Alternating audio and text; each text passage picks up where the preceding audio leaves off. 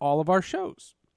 And that's cool because people sometimes they're driving. People starting to drive again. Yeah. And, I have podcasts, and the company that I worked with said, this show is so good. Why don't we make it a podcast and see if more people can hear it? And so we're going to. And we got Twitch. We're on Facebook now. We're on YouTube now. We're on a podcast. Where else can we be? What else is there? I asked for Snapchat, but Etan didn't want it to end after 24 hours. What happens with Snapchat? They delete. The guy who invented Snapchat is definitely perverted. There's no question. Anybody who invents a service that says, as soon as you send this message, it's deleted. Yeah, that's golden for perverts. That not like not perpetrators, just perverted normal people. That's all there is. I think it's good for reckless young people that don't understand that they shouldn't put everything on social media. So it kind of helps them out a little bit. Hey, put a shirt on, please. Okay, we have a lot. I want to start because we're going to get into a lot of issues today, and I'm emotional. A lot going on. But I have a number to ask you about. And I'm going to start the show this way. Okay. So just hear me out. Hear me out. I'm listening. The University of Alabama announced yesterday that there are 560 cases on their campus. 560, Seth? And guess what? Classes are still going. Oh, wow. Really? They didn't shut anything down. They're going. They're going. Syracuse University has 0 cases. Okay. How does Alabama have 560, but Syracuse has 0? I'm telling you from the bottom of my heart, and you see what's on my sleeve. Right. I don't buy that. I don't buy it either. I was going to say that, but I don't buy it. I think someone's lying. Someone's lying. They might have trying to think of a nice way to say lying. Someone, and I'm not even saying Syracuse is lying. Either that Alabama number is inflated or the Syracuse number is deflated. And I firmly believe, because the NFL announced that they have 0 cases, and I believe it. They are taking it so seriously, and I'm going to hold off all my NFL criticisms from this point forward. Okay. When they start to have cases and they start to have issues, yes. Is the risk incredibly high for the NFL? Absolutely. Right. But they're going, and they have 0 case. They had 23,000 tests and not one player positive. That's good. 6 staff people in the whole league.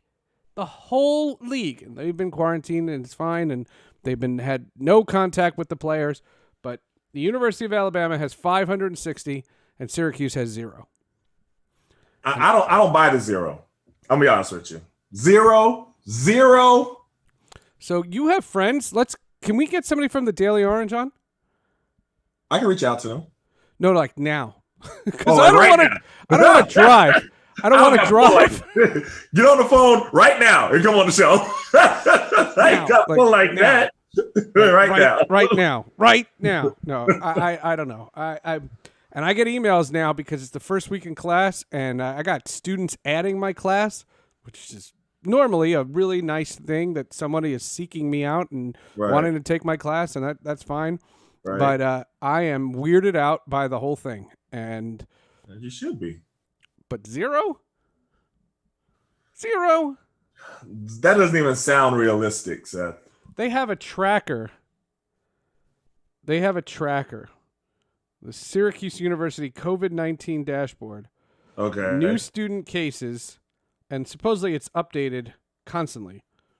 There's one student has it, and 1 new employee.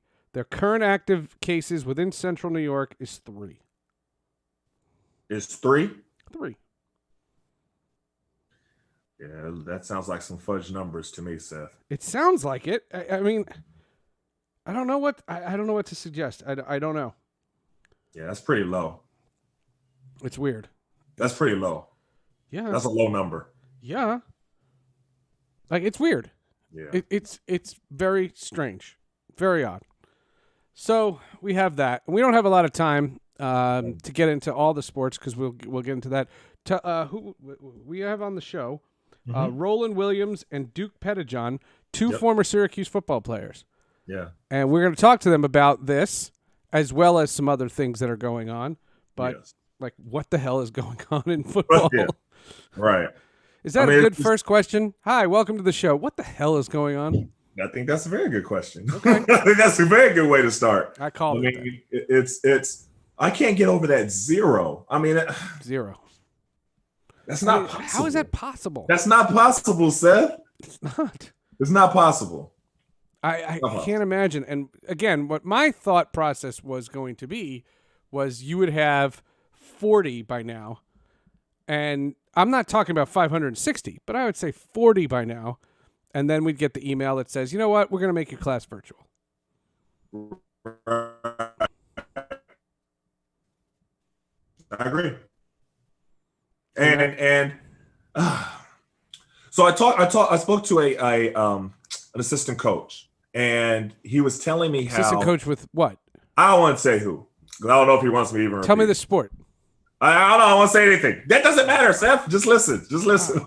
So he was saying that one of his theories is that, the only reason why they're even starting school, most universities, but he was talking about his university and in particular, college, is because they want to justify, charging everybody full tuition. And but their plans are to go virtual at some point. That's messed up, to be honest with you, because now you're just waiting to have some positive cases so you could justify and say, hey, well, we tried. Now we have to go virtual. We have to keep your money. That's messed up. If that's true, if their number is 1, 2, or 3 out of 20,000 kids, right? I'm okay with that. Then have school. Then have school. If it's really 1, then have school. But if it's 560, get the hell out of Alabama. Of course, long time ago. But they're still having classes. Oh my God. I believe. I didn't see anywhere where it came. When I saw the story, there was no talk about changing anything. And have you and I spoken since Nick Saban? Nick Saban, who just came out and said, well, I just want to clear up a misconception. We're not doing this for the money. We're doing this for the players. Is that what he said? No, yeah, he did. Say that. Yeah, you're breaking up. I missed that. Yeah, you're breaking up. The straight face and everything? Oh, yeah, he did it with a straight face. He did it with a straight face. That's terrible. It was terrible. It was absolutely terrible. It was, and I led with it in a sports report, and I said, I can't even recreate this. Like, It sounds like such baloney. Yeah. Which is why I've always said I want the SEC to play. I would like them to prove me wrong. Prove me wrong. Play healthy. Play a season. I'll watch your games. I'll watch a stupid Alabama LSU game or Alabama Auburn or any of these games. I'll watch them.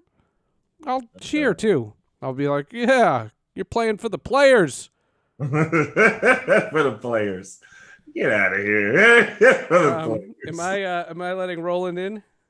Yeah, sure. Yeah, we can let him in, and then Duke's coming in like 3 minutes. So, hold on. We get our new screen. Hold on. And soon to come is Roland Williams. As soon as he turns his camera on and his microphone on, but we will talk to him in just a second. That's good. Gotta love Zoom, and Zoom is working, so we're fine. You know what? I've got to be honest with you. I'm having more problem with Zoom than I had with House Party.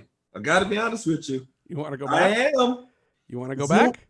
I was just on another Zoom call, and everybody was messing up, and their Wi-Fi was all messed up. Yeah, your Wi-Fi's been bad. We had the occasional. Yeah, I mean, I haven't, but I've done other things on other platforms and haven't had the same issue. StreamYard has been great. I know. StreamYard is great. I know, but if the people at Streamlabs are watching, we're staying loyal. Don't worry. Right, but no, we didn't have this issue at House Party. We didn't. I don't know. I did something on StreamYard this morning. It works. I mean, it was fine. I didn't play around. I was a guest on somebody's show, so Right. I just clicked the link and it said, "Do you want to sign in?" I said, "No, thank you." Right. I said, "I'm not interested." Not interested. Not interested. Last night in sports, while Roland Williams gets ready, Lucas Giolito threw a no-hitter. First no-hitter of 2020, and nobody was there. Nobody was there. So it's this argument: if a tree falls and no one's there to hear it, how do you know it made a sound? How do you know it made a sound? And there he is. The guy who tweeted, he doesn't have his mic on yet. Hold on. You got to unmute, buddy. Unmute. And there you go. Unmuted, yes. Yeah, welcome. There it is. Roland Williams and Duke Pettijohn is coming. There you go. And now we'll just wait for him to figure out his microphone as well. So, but anyway, can I just finish one joke? One joke. All I was going to say, my one joke was there were 1,000 cardboard fans there. But years from now, there'll be 20,000 cardboard people that say I was there too. That's tough. What's going on, man? Roland, thank you so much for joining us. What's up, man? This is so fun. I was saying, what virtual background do y'all want to see? Look, we can go grassy. Yeah, you can do them all. Yep. It's virtual. It's virtual. I love them too. It's fun. It's fun. What's going on, Duke? Hey, what's up, fellas? How y'all doing? Roland, what's up, bro? What's up, Duke? Duke, I got the ball ahead now. I joined the ball head revolution. Yeah. Hey, I'm glad, man. How long did you hold on for? Too long. My son had to tell me. You gotta know when to fold them, man. Yeah, man, for sure. Man. All right, Seth, I'm gonna let you introduce everybody. You introduce them. You do the honors. Former Syracuse players, and of course, you guys played. And I don't have the list in front of me, but you guys played in the 90s, and we all both went to school. Like Etan started in 2000, but I'm 90. Me and Etan are the same class. Yeah. Oh, so you're the same class, but Roland, you played with Donovan McNabb, correct? Yes. Yeah, I came in 98. We all was together. We're only like a year. Duke, we like a year or two. Okay. Yeah, just 2 years. So I saw McNabb's freshman year. My senior year was McNabb's freshman year. So I'm older than everybody here. And I'm the least mature. How about that? There's so much I wanna talk to you guys about. But first, let's just say everybody's safe and everybody healthy with everything with the coronavirus and moving around and everything. Yes. Most importantly, I'm in California, so the coronavirus is sort of going crazy here. I got my 3 sons. I got 17, 14, and 10. So we got 3 sets of schools happening at the same time virtually. It's a lot of fun. To be around them so much, and then also, I'm around them so much. Right. I get it. Duke, how are you doing down in Texas? I'm in Texas, so That's a great line. So I mean, it's kind of all over the place. The kids are I have 15, 13, and 7-year-old. So they're all at home. I'm actually out. I'm out working, so masked up, of course. But yeah. So it's you really can't tell what's going on here. Right. Otherwise, you're whatever you're doing, for your family. Outside of that, it can it runs the gamut. I got you. I mean, things are good, man. Things are good. Can't complain. I got you. Well, let's jump right into it because. We both love our school. Everybody here loves Syracuse, so we always have to put that caveat out there. But we're mad at it. We're mad. Right. Yes. However, for me personally and Seth personally, we kind of disagree with some of the positions that they've taken with the coronavirus. So we had a whole segment that we talked about Coach Boeheim and the statements that he made. And Dino Babers kind of echoed them, and they said that players would be safer with them on campus than they would be at their home. I gotta say, I wholeheartedly disagree with Boeheim when he said that. But Dino Babers has kind of echoed it. Like I said, what is your take? If you were there right now, you were playing right now, how safe would you feel going and playing for the university? Roland, I'll start with you. Well, I think that there's almost like two sides of the world. There is the us coming from high school and college football being a considerable upgrade to my current life.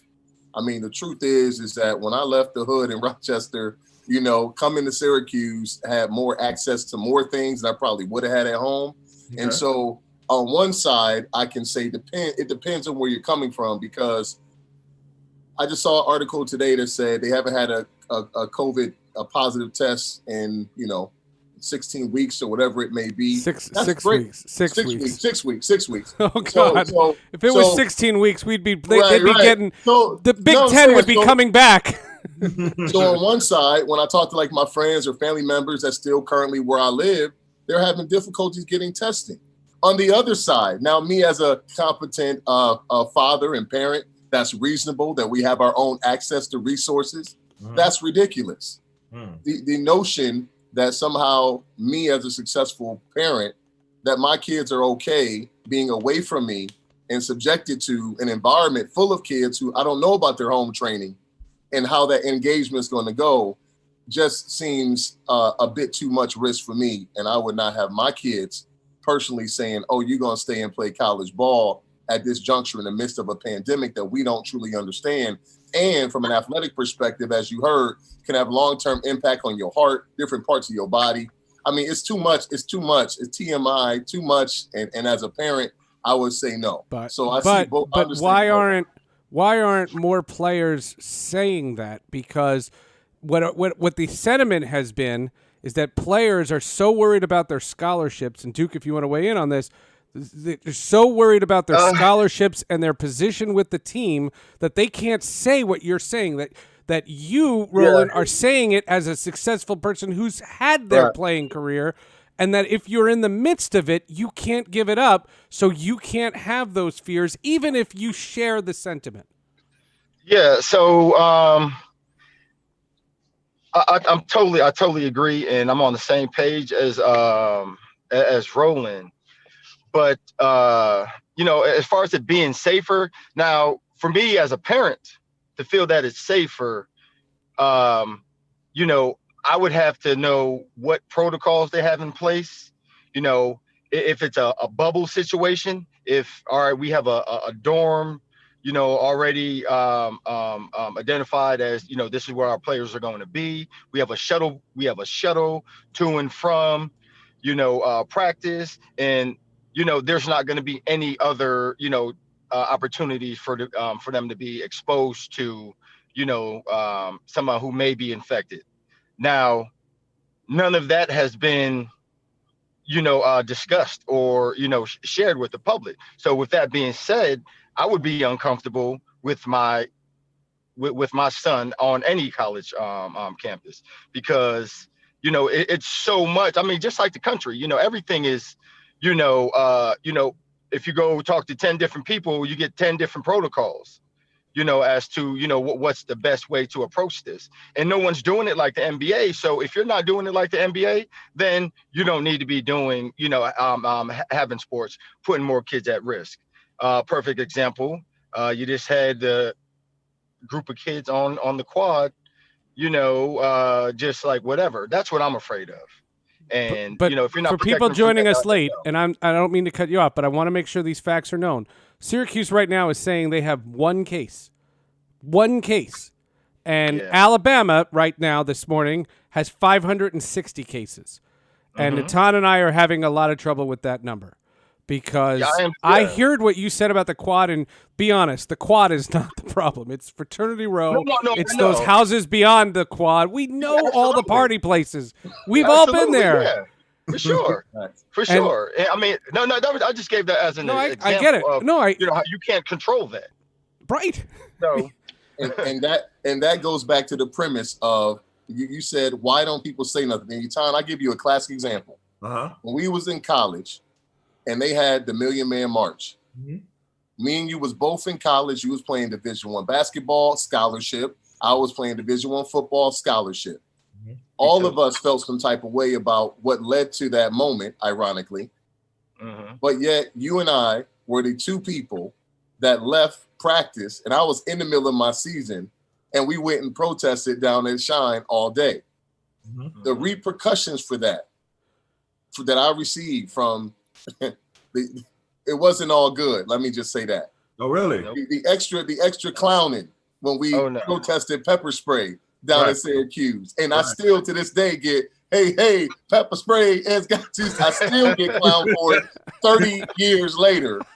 Is the reason why a lot of players don't stand up to these moments, right? It's the reason why when Colin took a knee, that nobody really took a knee with him altogether, although we all knew what he was kneeling for was accurate. Right. It's because of that fear, which goes back to that whole people being on our neck. It's the fear of that you're not allowed to be honest and stand up for you as if your life matters. And that is the epiphany of the reality of, you know what I mean? I don't want to take it all the way back to a slave mentality. I don't want to go too far with it. Mm-hmm. However, there is a fear of, if I don't do what I'm told, even if it's risking my own health, which technically football, I mean, technically, you know, whatever. Inherently, it is, yes. But if I don't do what I'm told, the repercussions of me going back home to nothing, what I was fighting to get out of, is not worth it. The risk reward isn't there, and that's the bottom line. Why more athletes, I think, are not adamantly saying, I want to go back home, because home ain't really all that good. It's not. Yeah, it's not an option. And to your point, part of that decision and not, going back home is, your socioeconomic situation. You majority of us come from a single parent home, so your parents aren't as informed as you would want them to be. So they'll go with what's what are they saying up there, and then if they're saying that up there, then you stay behind there. You know what I mean? So that plays into too as well. It's troubling to me when I see the outbreak of cases on different campuses, specifically with football players. We can go down the list with LSU and, Clemson, even when they were just getting together practicing. And Oklahoma University just had an outbreak, and you had all these different places. But then you have a collection of college football coaches saying, don't worry about those numbers, we'll keep you safe, but not really showing any specifics of how you're going to keep us safe. For me as a parent, I would have an issue with that. To be honest with you, I would feel very uncomfortable sending my son into that environment. But like you said, Roland, this is the older us, the us that has been right. So it's a little bit different, but that's the thing. And that's the part. And going back to your point, your landscape. That's what Hugh Douglas said, right? I'm sorry, I missed that. Because the basketball culture is a little bit different than. Yeah. So the basketball culture is a little bit different than the football culture. It is. Yeah. But do you think that some of the scholarships would be in jeopardy if they opted out of coming there? If they said that because Syracuse collectively, they said, we don't feel comfortable taking the field. That's collectively the entire team. Yeah. But can a few players really have the freedom to say we don't feel comfortable and not have any repercussions? If they made a statement saying as much, I would say they could be comfortable opting out, and I think I've seen that some places that they have the option to play or sit out and actually not even lose their eligibility. They'll gain another year. Right, you gain another year. Yeah. So this is my question also, Ross. I saw your pressure might be tough. But you might lose your position. You could lose, if you're a guard and the next guy up, has an amazing year, you come back, you're not a starter anymore, and that could affect your whole college career. I mean, there's other effects besides the scholarship. The scholarship is a major part of it, but there's other things involved. Roland, it's similar to, the involuntary, the voluntary mandatory summer workats, Right. And you go home for the summer and see what happens when you come back. Yeah, you have a scholarship, you'll be like 18th on the depth chart. So that'll be it. So that's the unspoken truth. Yeah. Right. Is that what you think? Hold up, the Zoom is breaking up. No, it's not. It's no offense. No offense. It's Etan. You guys are fine. You guys are clear. We're clear. The audience sees us fine. It's Etan that's breaking up. Okay. That's his claim. That's his claim. No, and I sabotaged his internet so I could ask more questions. So yeah, right, say it again, John. What you say? I said, Roland, is that what you feel as well? That you could have a losing your position, losing your that kind of holding above your head if you decide not to play. That's not the official statement. That's not the official word. But I know that there's been many players that for whatever reason, a feeling, a sentiment can definitely impact your play. You see, what I believe that this is the larger conversation is it's about value of life, right? This is a decision to me from the top down about value of life. This is personality versus economy, right? This is what matters.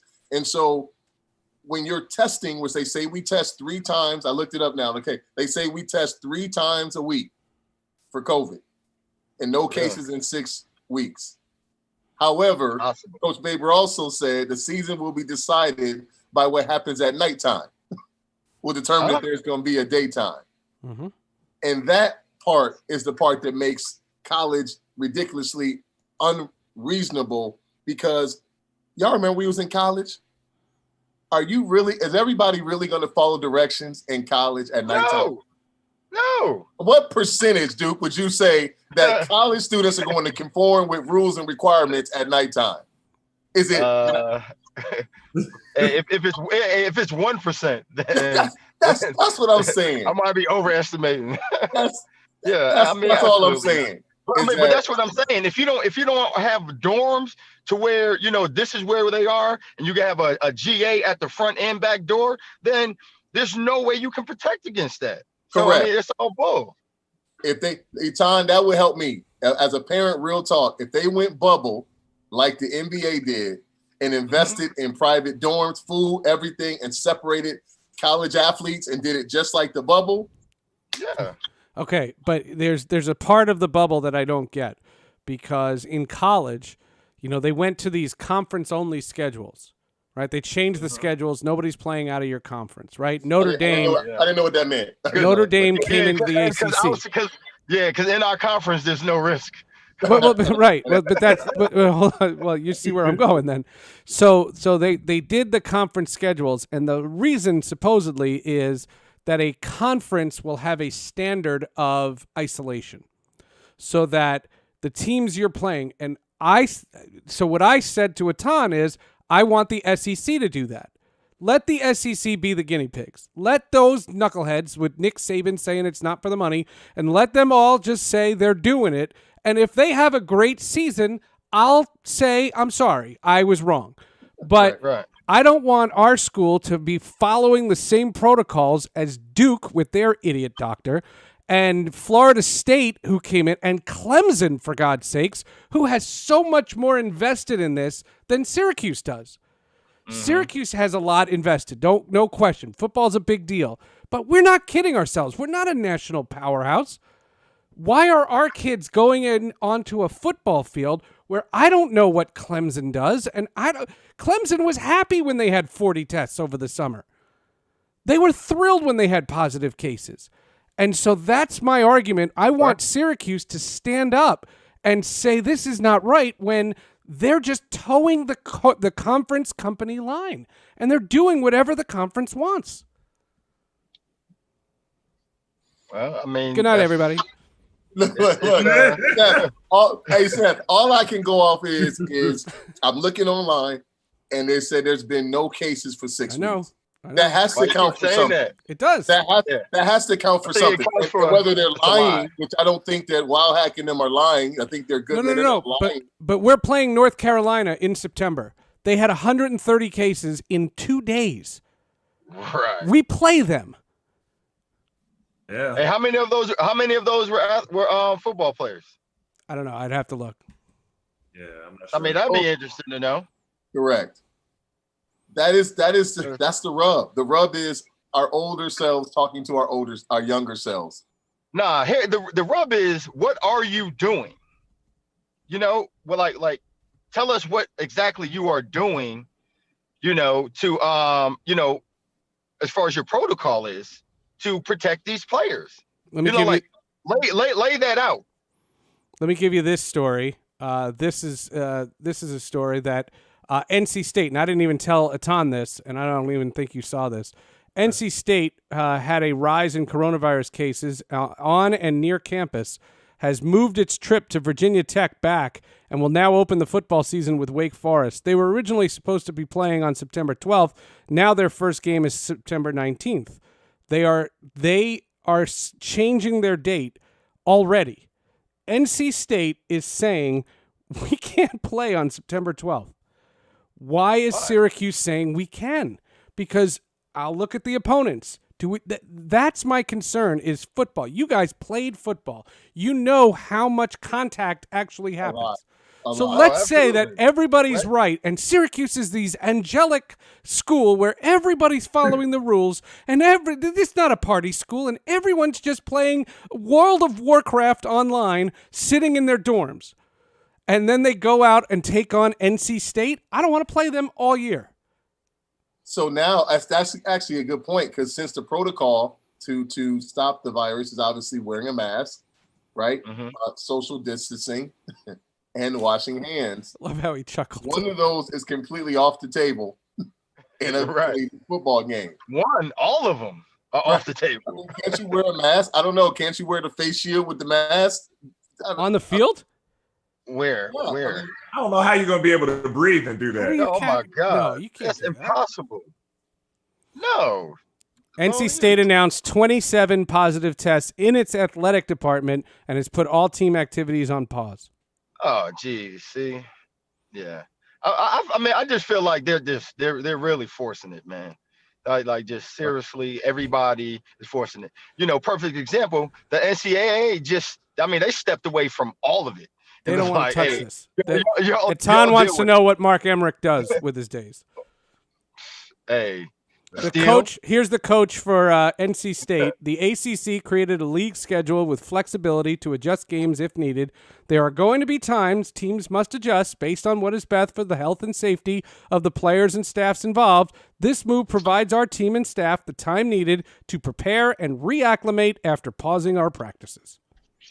Wow. I think that the healthy decision to do in this instance, gang, and this will be my place where I want to rest on this one. I think the healthy thing to do for college athletics is for those students who their economic, social situation, literally there's some kids that's in some hoods of Baltimore all across the country, right, that will be better off in a collegiate environment.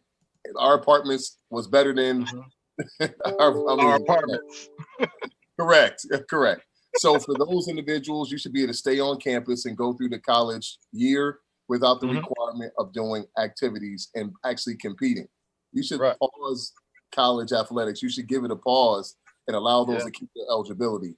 I think playing overall, and you bring up a good point, Seth, it's not about just Syracuse and how they're handling it. It's about the people you're about to play against. That's ridiculous. Right. What good is it if we're doing good with no tests in 6 weeks and then you play against guys who are, it's a mess. But it just tells you there's no uniformity in the conferences, protocols. Absolutely. So what, you're in conference, but if every school in the conference is doing something different, then it's not going to work. It's not going to work. So let's just say that they close the campus. Say there's an outbreak and they close the campus, but they want to keep the football players there. I have a problem with that. You're not paying them. I have a real problem with that, fella. Tell me your thoughts on that. They want to close the campus and keep the play. Well, I kind of feel like that. That's what Roland is saying. Allowing them to stay instead of sending them home as well, because it might not. When they close campus, they send everybody home. Like it's a pandemic, and everybody, like at some universities, they're literally closing campus, and everybody has to be virtual, but the football players. My thing is, And I got two hats on. See, I can't help it. We actually played, and now we're parents. Right. I put my parent hat on. I was like, get your butt home. This is a great segment. Okay, great segment. Place to come. Hey, but I'm staying. Matter of fact, I would stay. Get home. Right. But going back to when we was coming up, Duke, being real, if we had a chance to opt in or go back home, would you have stayed and just stayed on campus?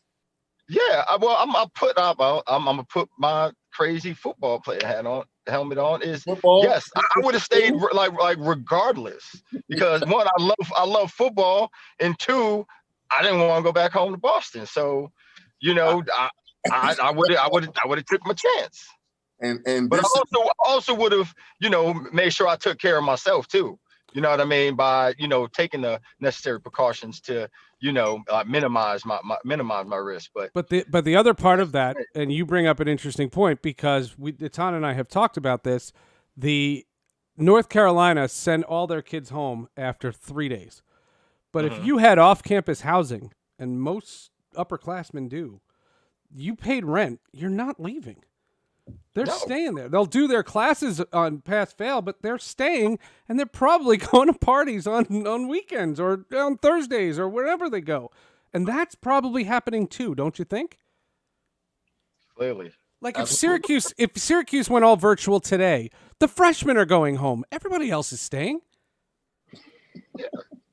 But this is my point though, and we could but I think that as an organization, as a university, your job is to look out for what's best of the students, and that's what it's supposed to be. It's not supposed to be up to if the players want to play. Players are programmed to always want to play, whether it's through injury, whether it's through whatever, concussion, anything. That's the way that we're built, that we're going to play. But you're supposed to have somebody in the organization that says, wait a minute, no, you're not cleared to play. And that's my issue with them keep continuously bringing up that the players want to play. That should be in discussion as a whole. If you as an organization is unsafe for them to play, that should be the end. Yeah. And interview those players, individually, and ask them individually. And then tell me that, they said all the players want to play. And that wouldn't be the case. Yeah. It's just like, the coach is speaking for them. But you can't get 50 Americans to agree on anything. But if they're student athletes, right, and you're sending all of the students home, then these students, you need to put the athlete on pause and send all these students home as well. And they go to school virtually. No other activities. And that, end of story. I agree. I think, guys, as we are seeing, sports is a microcosm of the larger society, right? Absolutely, yes. This is should all colleges even open up, right? Right. The intent was worrying about should any high school open up, should any middle school technically open up. We're talking about the real conversation is should anything be open right now? If it's not good enough for the Democratic and Republican convention, if opening up isn't good enough for everything else, why is it good enough for our children to go and to take this on? I agree 100%. I mean, I don't think anything should be open. Correct. Anything should be open. So I agree with you. Correct. No.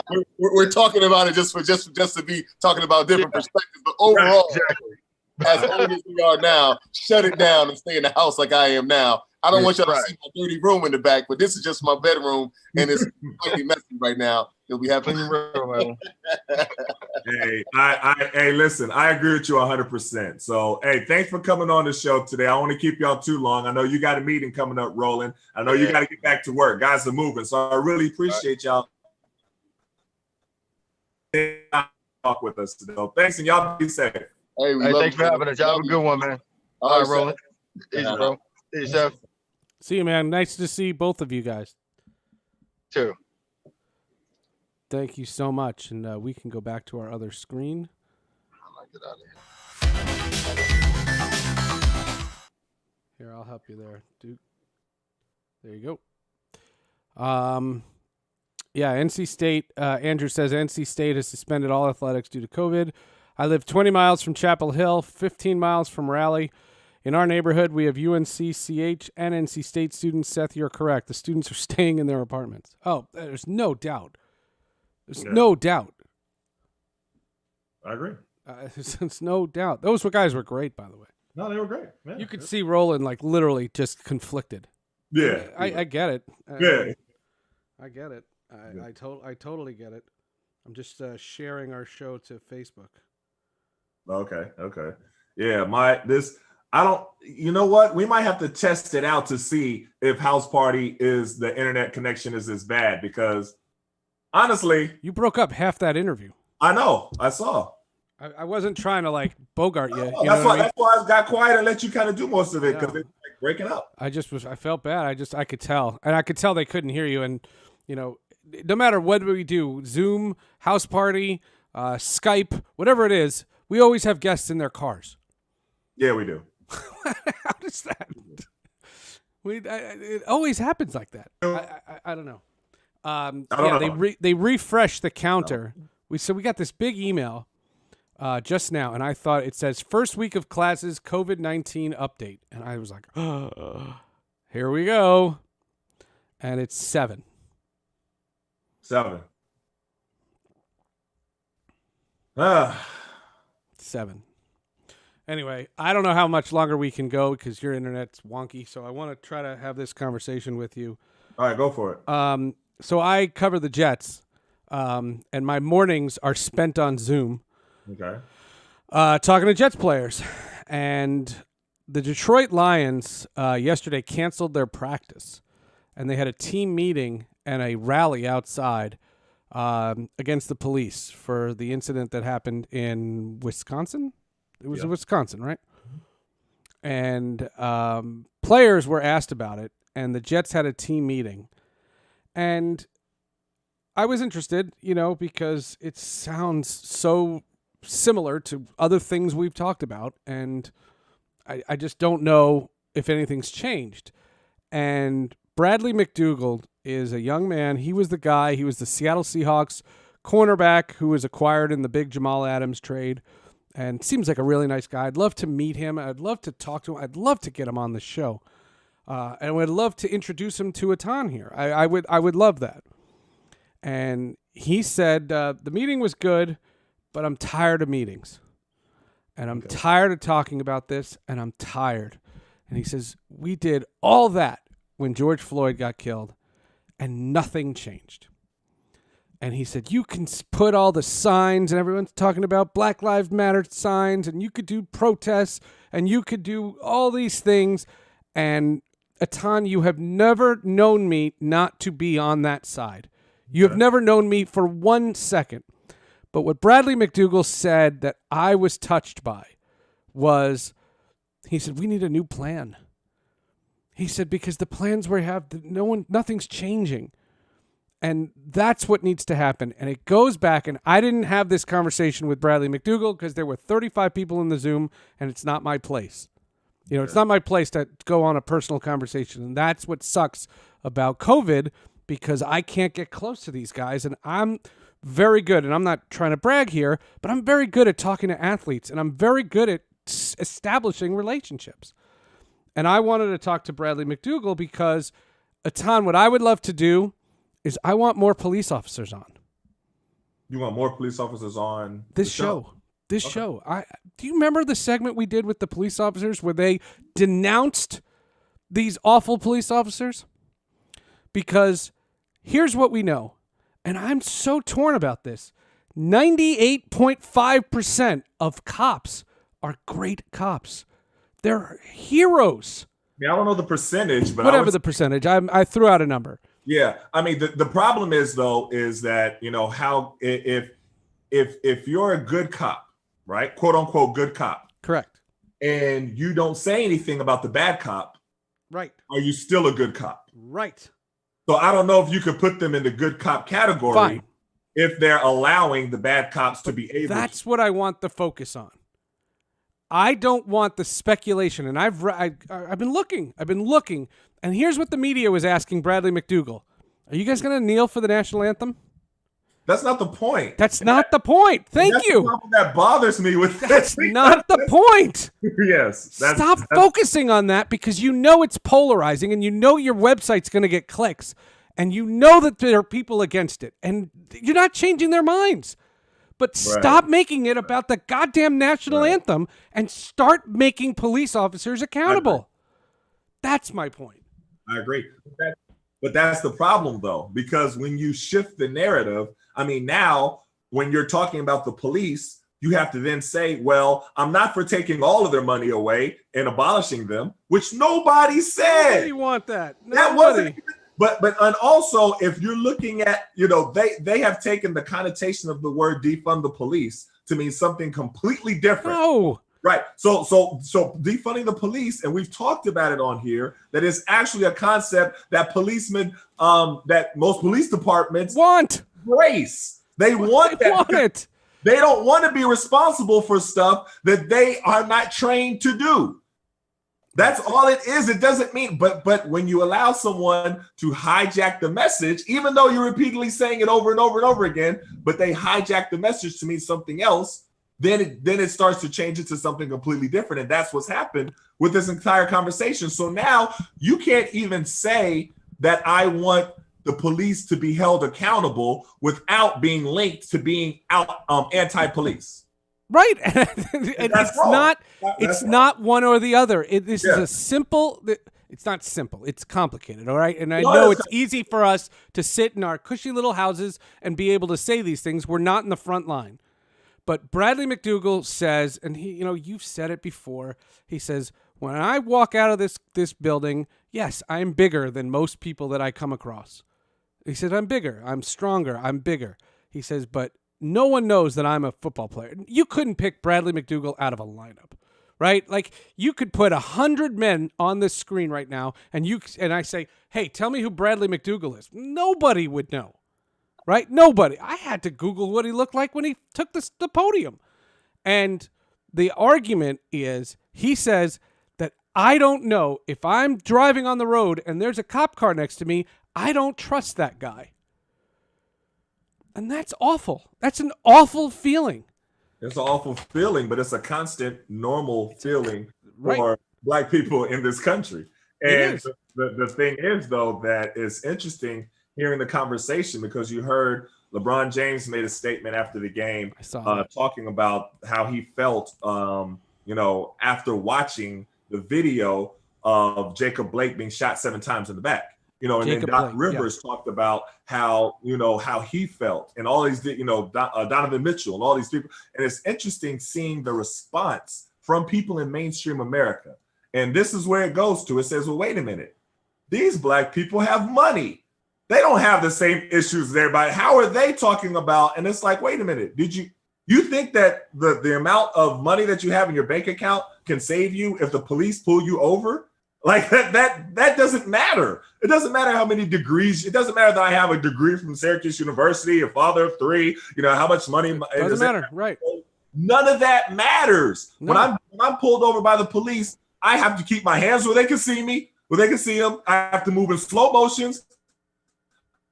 I have to escalate a situation that I didn't escalate in the first place.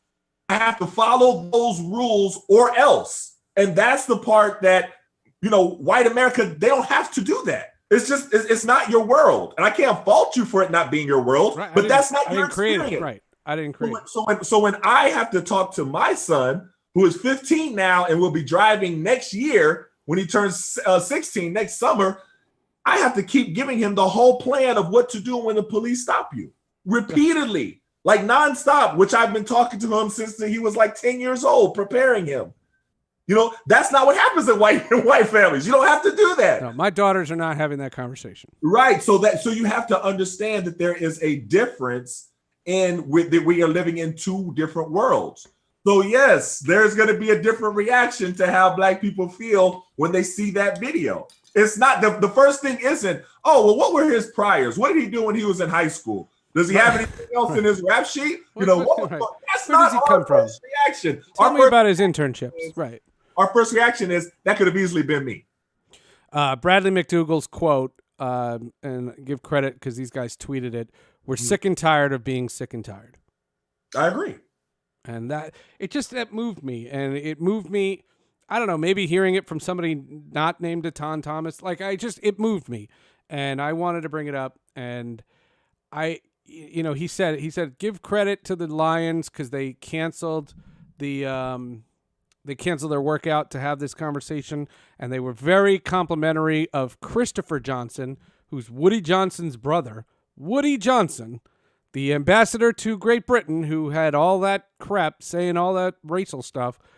Christopher Johnson took place in a virtual team meeting yesterday, and they were and all the African American players were like, they really appreciated Chris Johnson coming onto the thing and having the conversation with them and letting people speak freely. And I respect the hell out of what they tried to do. But then Bradley McDougall says, but I had a great meeting yesterday, and today I show up and it's the same thing. Nothing's changed. And he says, and all the George Floyd stuff, nothing changed. And it's a shame. It's a shame. And I don't know what the right thing to do is. And when I say right, I should say correct, because it's not a right versus left. And I'm not against the police. I live in New Jersey. I live 30 minutes from the World Trade Center. But I don't hate the police, but I don't understand why police officers don't condemn this garbage.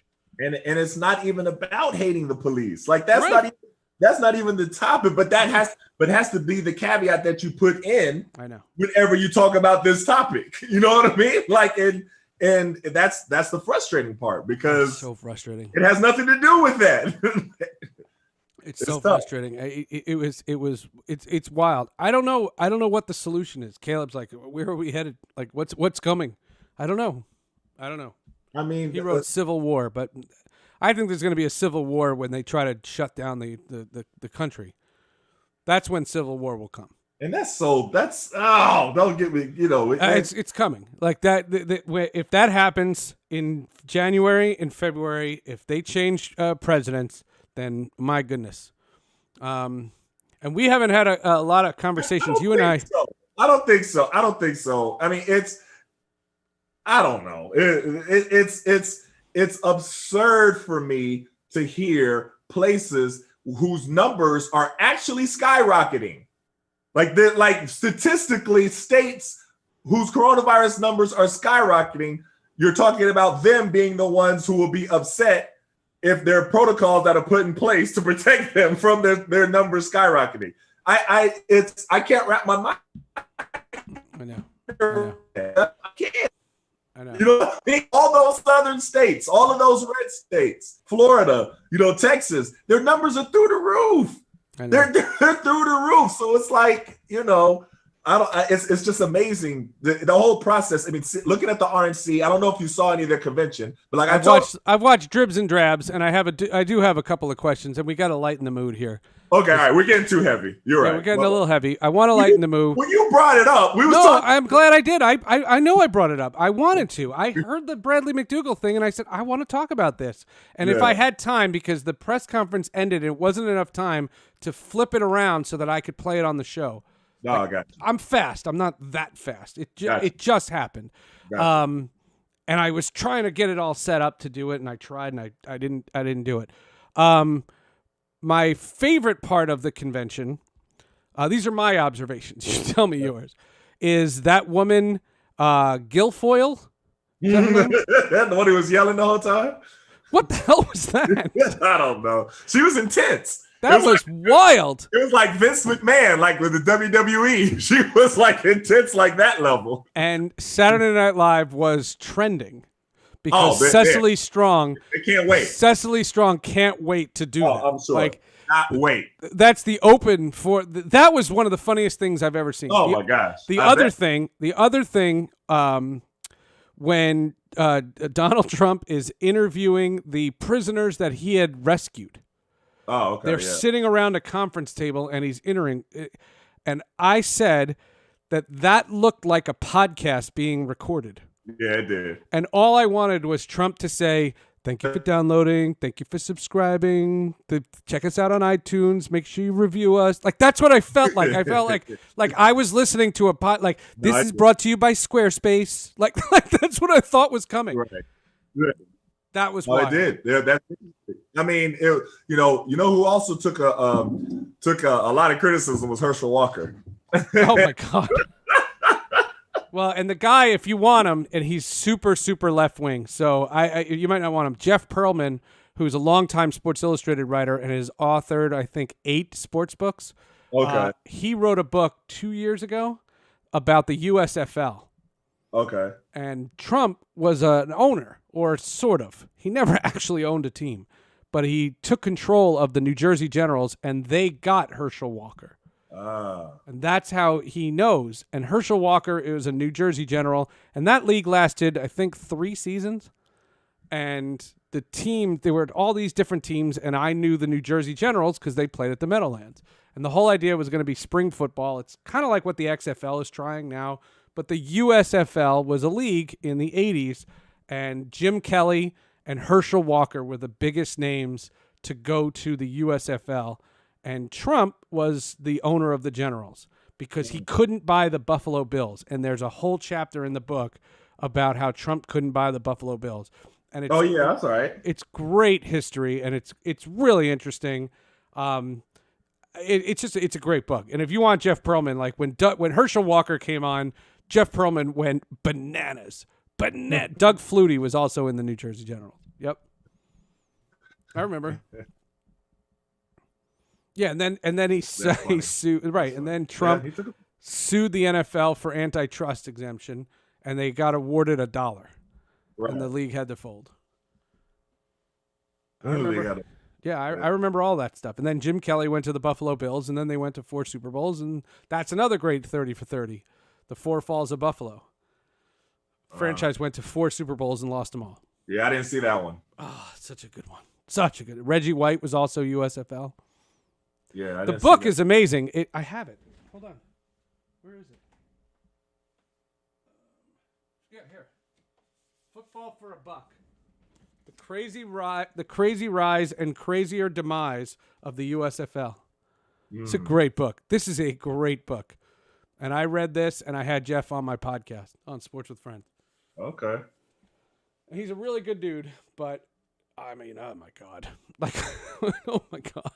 Yeah, I mean it's tough, to be honest with you. I mean, looking at all of the, it's tough. It's been a tough few days here, because you see what happens, and I don't want to, you said you didn't want to make it too heavy, but no, it's not. But you mine were funnier. The Guilfoyle stuff was great. No, it was, but watching the RNC.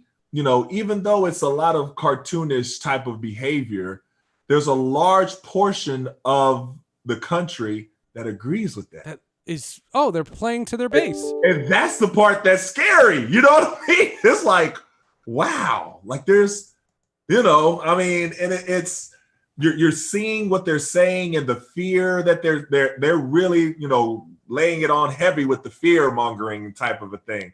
And, with Doc Rivers, when he was saying, and he mentioned it, he was like, because he was watching the RNC, he was like, but we're the ones being killed by the police and we feel afraid. And that's one of the things that people didn't understand. He's like, we feel afraid. And, and we talk about the conversations that we have, in the Black community, that inside our households every time this happens. And I could just tell you the conversation I've had with my kids, every single time. Yeah. And it's that difference where, when you feel like things are getting a little bit better, it's like reality hits you and says, it's not getting better at all. There's still these, and that's the part, because after George Floyd happened, and I've said it repeatedly, that was honestly the most white people that I have seen protesting and speaking out and outraged over the death of a Black man by the police that I have ever seen. So it was like this whole big, unity type of thing that was happening. And then the RNC happens and you see the opposite. And it's honestly scary to watch them. It's scary to watch because, like I said, it looks cartoonish, But then you're like really dissecting what they're saying, and you're like, wow, there's a lot of people that agree with this, and that's the scary part. It's true, and it's alarming. What did you make of Melania? Well, Melania, she's one of the people where, and people keep saying this every time I say it. It's like I, for some reason, feel like she's in a hostage situation where she doesn't really want to be there, but she's being forced to say these things. And it's like, but everybody said, nah, don't put that past Melania. Melania's bought it. She knows what she's doing. I'm like, I don't get that. I honestly get like she's almost being held against her will. Like she doesn't really want to be saying any or be involved in any of this. That's what I always get whenever I see her. I don't know. I watched like 2 minutes of it. I changed it. It's interesting. It's something. Yeah, it is something. Last 2 mornings I have watched Surviving R. Kelly. Oh Lord. I never seen it. And you've never seen it before? It's on Netflix, and the season 2 just came on, so I was like, all right, I'll dive in. And I'm through season 1, and holy crap. Listen, I watched John Legend. John Legend was on that show, and I couldn't believe it. I stayed up and watched it when a while. I think this was last summer. I watched like 5 episodes or 4 episodes back to back to back, and then I couldn't take anymore. Like I couldn't take it. I couldn't watch it anymore. And then that's the last time I put it down. But I was pretty heavy. It's pretty heavy stuff, and I can't believe he got acquitted. Disgusted, so upset, like so everything. It's like disgusting. It was, yeah, completely, yeah. But can you listen to his music? No, can't listen to his music. No, and with it's interesting because so my brother went to school at Northwestern, right? Wow, and really? So, yeah, he went to Northwestern, and did he play sports there? No, he didn't play sports. Northwestern was my second choice. I chose Syracuse over Northwestern. That's everywhere. It's either Syracuse or Northwestern for all broadcast journalism. Yep. But like so that's after Christmas. All right, he's been up there for a semester. Mm-hmm. He comes to me and he tells me, "Man, this dude." Now this is before everything came out, right? Mm-hmm. He was like, "Man, this dude R. Kelly." He's like, "It's the weirdest thing. It's like the Twilight Zone." They're like he's hanging out at all these high school events and, hanging out at the mall and all these things and picking up these different girls, and everybody knows about it and everybody's okay with it. He's like, it's the weirdest thing. He's like, he's like, he saw it with his own eyes. He's at the mall and R. Kelly signaling little high school girls to come over and talk to him. Like he saw it. I was like, wow. And then later on, all the other stuff happened. But he said everybody about it. Right. It's not a secret. The Boondocks, Caleb writes, the Boondocks had a wonderful episode about R. Kelly, and that clip is in the Surviving R. Kelly. Yeah, no, they did do it good. That was a good show. But did you ever watch that? Season two is after season 1. Like, no, that sounds stupid. Season 2 is after the new cases. Like, it's all the more modern stuff. Is that what season 2 is? No, it just takes you through all of the different, like, it takes you on a whole journey, to be honest with you. It takes you through the parents. You'll see the parents that brought their girls there because they was trying to get a record deal. You're going to watch a little bit of it. I'm going to. And because what I saw was there's a Surviving Jeffrey Epstein. I haven't seen that. And I'm interested in that one too, because I watched the Jeffrey Epstein Netflix one, and holy moly, what they pulled off. What they did was, oh my God. Yeah. And Alan Dershowitz is in there, and Clinton and Trump. Yep. And all these dudes that knew him. There's a lot of names in there. It's pretty wild. It's pretty amazing. Yeah. But anyway. But that's the newest stuff, and it was just so funny because, and I wanted to tell you this story. Mm-hmm. Do you know about the superstitions about no hitters? Do you know any of that? That's not your world. No, I don't know about the superstitions. So there's a debate on whether or not an announcer is supposed to announce that a guy has a no-hitter through 6. If you have a no-hitter through 6, is it bad luck if you say, I have a no-hitter? I got you. Yeah. And what I say is it's okay for the play-by-play announcer. You can't say it in the press box. No one says it in the press box. And there is a tradition, and it's a long-standing tradition, that after 6 innings, if you go to the top of the 7th, someone in the press box will take a piece of paper and write 9 numbers on pieces of paper and put them in a hat, and you pay $1 and you pick a number out of the hat, and it's that spot in the order that breaks up the no-hitter. And there's 10 of them, so the person, if he throws the no-hitter, the person who had 0 wins, and you win $10 or it's $10, and it's been going on since 1920. Like it's a tradition that has been in the media with sports writers in the media forever. And I am guaranteed to never see a no-hitter. I will never see one. I am the bad luck charm. If I'm in the ballpark, you can guarantee there's no no-hitter. I'll give you an example. 2003, I was hungover. And I don't drink a lot. So for me, I was hungover and I was lazy on a Sunday afternoon. I didn't go to Philadelphia, the Veterans Stadium, and I missed Kevin Millwood's no-hitter. In 1998, I was covering the Rockies in Denver, and I chose to go to a preseason hockey game because I was going to work for the Avalanche that fall, and I wanted to learn the team, and I missed Hideo Nomo's no-hitter. I'm telling you, I will miss no-hitters. The only chance of a no-hitter is if I'm not in the building. And I told this story on a morning show today, and I'll make you laugh. My buddy, this guy Lee Frank, who works for CBS, he's in the press conference for Hideo Nomo. Now, Hideo Nomo is this Japanese star who comes over and only speaks through a translator. Okay. And Lee Frank asked a very polite, normal question and said, "Excuse me, is there anything at all that Hideo can say in English to express his feelings about throwing the no-hitter?"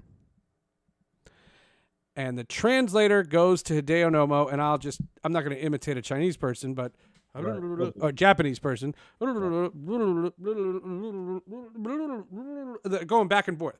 Right. And they finish, and Hideo Nomo steps up to the podium, and he grabs the microphone. He looks right at the guy and says, "No."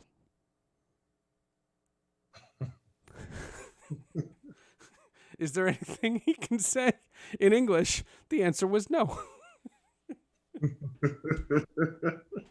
That was funny. That was funny. All right.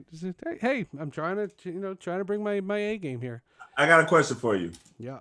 Did you see Marquise Morris step on Luka Doncic's foot? Yes. Do you feel that was dirty? Do you feel that it was intentional? Or do you think it was just an accident and part of the game? It's dirty, but I don't think it was intentional. I think he saw the opportunity and seized it. I don't think he had intent to injure, but he had intent to hurt. Is that fair? I think that's fair. My it's interesting to me when I hear certain players commentating now, and I remember the dirty stuff that they used to do. Sure. Most, and I like some of the players, so I'm not, you know what I mean? I have no beef with them or no problem with them. Sure. But hearing them say, "Oh, this guy needs to be out of the league. Oh, this guy is," I'm like, wait a minute. If I remember correctly, you know what I mean? You did far worse when you, and the reality is when you're playing in a game, my coach would always tell me, if you're hurt, don't tell anybody if you're going to play. Because if you hurt your hand, right, if you wrap it all up and try to play, the first thing somebody's going to do is thump your hand. Totally. the first thing. But when you say intent, does he go into that play thinking that? No. He sees it and he seizes it. And that's part of the game. And I've had that happen to me before. That's part of it. It's not dirty. It's dirty. It's dirty, but it's part of the game. Part of the game. It's part of the game. Right. I totally agree. Right. I totally agree. I just look. The games have been great. Yeah, they have. Games have been great, and I was asked this on a show today, and I stand by this. If they had canceled the baseball season, and we got into the basketball and the hockey, and we have football coming, the NFL, forget college, but well, you can't forget college because it's dominant. The college dominates the talk show circuit because there's debates all over the place. But the NFL is happening, and the NFL came out with their announcement, 0 positive tests. They are going, and they're doing it. Go get them.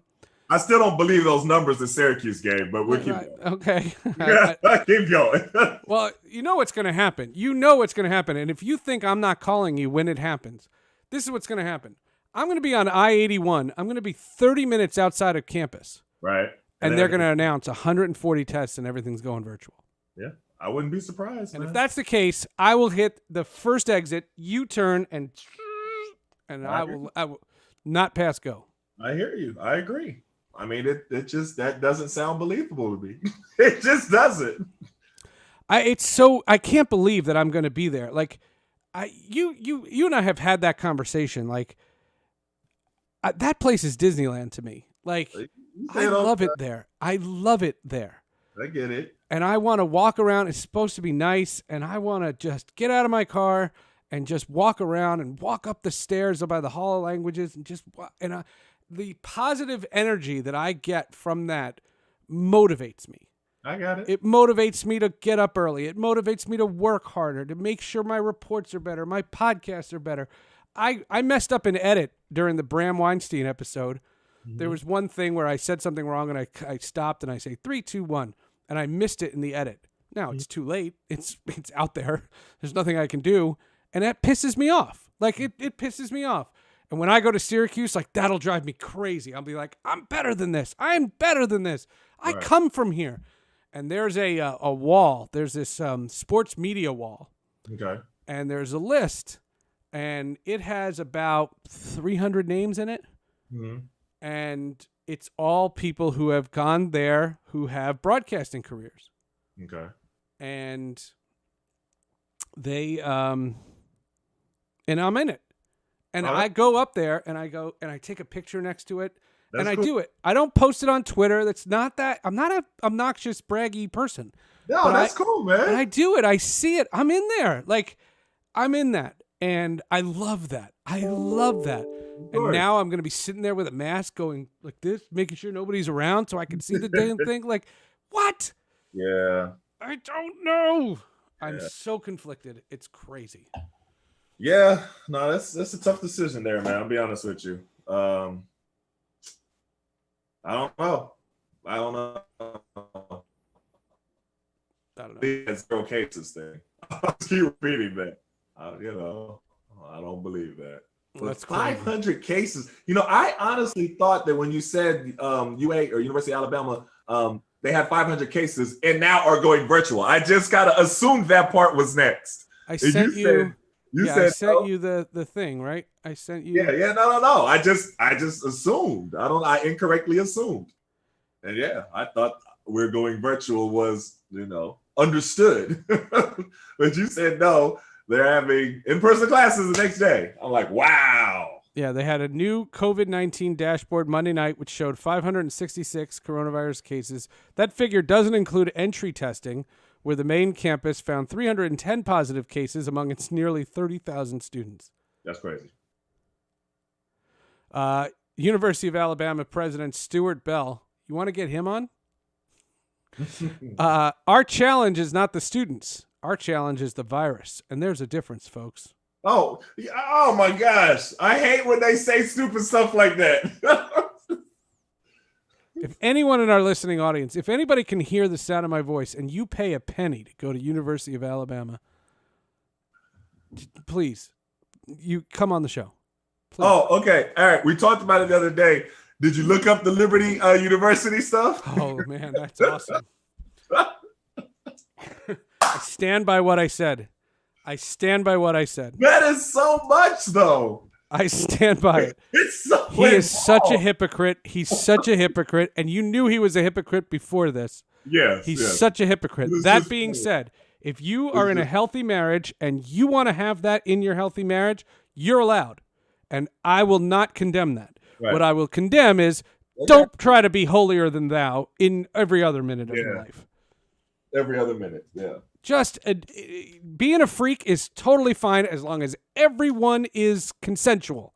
Right. There's nothing wrong with what they did. Yeah. What they did is against everything they stand for. That they stand for, right? That's the problem. That's what it is. That's what it's about. Because they take such a high moral ground. Like, it's just, set the bar away here. And then what they have required for all of their students at the university. It's like a moral high. It's like, listen, we in Tulsa, Oklahoma, we had Oral Roberts University, and that's who I compare to them. And the moral high ground that these cats had to have, I'm like, wait a minute, good Lord. You have to take a pledge to stay pure, or else you're kicked out of school, or you can't have a girl on your floor. You know what I mean? Like, not even on your floor, not talking about in your room. Right. She can't even be on the same floor that you're on. Right. All of this stuff, and then you had, Richard Roberts doing all kind of stuff. I mean, it sounds like it's an extortion deal where this guy is trying to get something from them, and he went public with this, and he threatened. And I like the Jeff Bezos response to that. Like, Jeff Bezos, people tried to extort money from him, and he was like, here's the pictures, post them. You want them on Instagram? Here, have them. He didn't care. He was getting divorced anyway. Like, he didn't give a crap. Yeah. I don't know how long we can do this. The Puritans of the that's the difference. No, listen, and I don't judge, and there are people who are against this stuff. Mm-hmm. Like if anybody here watching this says, "Oh my God, what they did is sacrilegious and it's awful and it's wrong," okay, that's your choice. That's your choice. I am one of those people who I will accept anybody doing anything anytime, as long as no one's getting hurt or being taken advantage of or anything. In the Liberty case, I mean, my God, and Syracuse is still playing them. They haven't canceled it. Wow. I mean, maybe the whole season blows up before then, but what? Wow. How can you dare? Andrew writes, can you put on your campus PPE so the audience and your co-host can see? I can't. It's in my car. I have two masks. I have a black one that's more comfortable. And I've told you about my mask, right? Uh-huh. It's like this weird material. It's like a silky material. It's super comfortable. And it looks like women's underwear. That's what it looks like. It's that material. And I don't know where we got it. I have no idea, but I love it. And then I have another one which is bigger, and it's probably safer, but it's Superman logos. And I tweeted a picture with it on because I thought that I do want, and a buddy of mine played Joe Ganascoli played Vito on The Sopranos. Remember The Sopranos? Yeah, you told him. And Vito's making masks, and he put the Bada Bing logo, which was the name of the strip club that Tony used to hang out in. And I want that mask. I don't want a Sopranos mask. I don't want something that says Sopranos, but I would love to. Hey, what's on your mask? Bada Bing? What's that? Oh, you remember the strip club Tony Soprano used to hang out? That's Bada Bing. Like, that would be, but I can't. It's in my car. I keep that in my car because I forget it. And I get asked to go places, like if I have to go to the drugstore or something, and I'll always forget. And you cannot walk in these places without a mask. Right. So I leave that stuff in my car. Yeah, you should. Yeah, you have to. You have to. Last thing, and then your internet's breaking up, so I think we're gonna call it an early show. I want us to test House Party again though, because I just test it. Let's just test it one time. Sure. Okay. Give it a look. I think I still have my login. I dumped them. I dumped them and I dumped Uber Conference. I tell you my Uber Conference fight. I had a big fight with them. Uber Conference is a service that I use. It's kind of like GoToMeeting that I use to record my podcasts. And this week, Sports with Friends is having episode 263, and Hall of Justice has episode 198. So between the two, that's like 400 podcasts. Right. I would say I've done 350 of them on Uber Conference. Like you did a Uber Conference. I gave you Uber Conference. You did it. And I used it. And when I recorded the Bram Weinstein episode last week with the new voice of the Washington football team, he had to join by phone. He had a connection issue and he had to join by phone. And it's fine. The audio sounded fine. But I guess if you're on the phone and you hit 00, if you're a guest, not the host of the Uber Conference, 00 stops the recording. And when I did this whole podcast with the guy, and he was so kind with his time, and I went to go download it to get it up, to edit it, and it wasn't there. Oh, that sucks. I mean, it was brutal. And I said, "What are you doing here?" And luckily, we did it. And if anybody subscribes to Sports with Friends, tell me if you can tell a difference. But the last 2 episodes, I recorded here on Zoom. Because since I fixed my microphone, Zoom sounds great. Yeah, see, and I've had the opposite experience. Like literally, I was just on a Zoom call earlier today, and it was all jacked up. I don't know. I don't know. I don't know what's going on. I don't know your Wi-Fi situation. I don't know. Yeah, I don't know either. I don't know. But I do know that StreamYard I have no issues with. You keep saying that. I don't know why. I have no idea. My Streamlabs people are watching this. You're killing me. But Streamlabs has been wonderful, guys. I love Streamlabs. Streamlabs has been great. Yeah, Streamlabs has been great. I don't know what this tech guy says. I don't know what he's talking about. I don't know. All right. We are confirmed for a show on Friday. We're not going to be able to do a watch party, I don't think.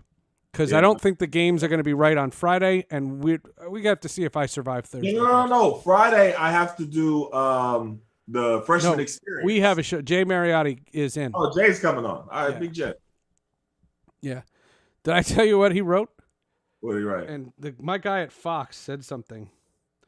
He texted me at 9:45 Pacific time on a Friday, and I do 4 a.m. on Saturdays, so there was no way I was awake for that. Right. And he texted me and he said, "I really enjoy coming on."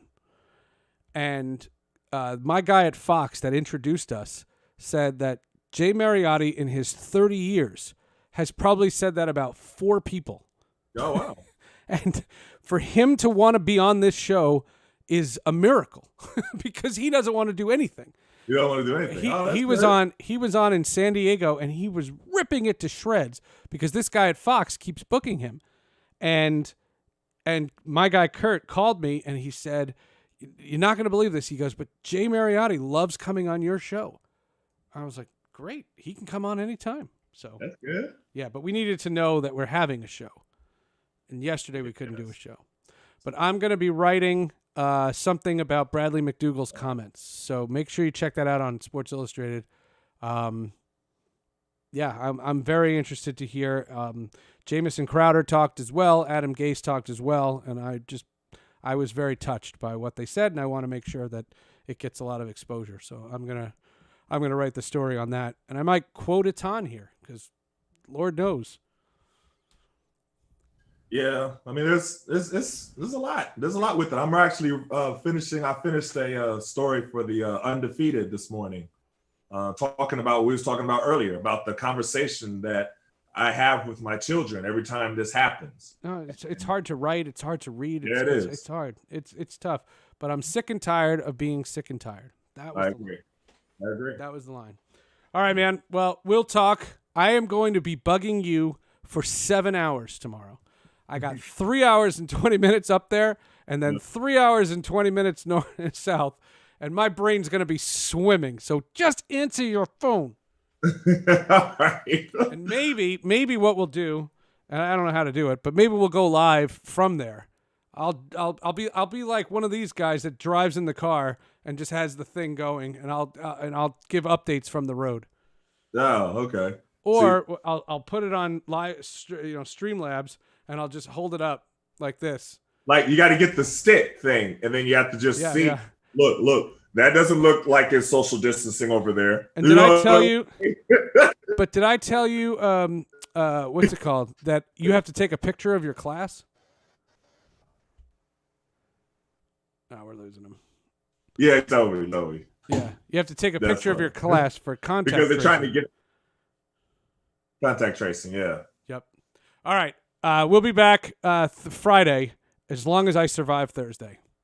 Isn't that a great way to end a show?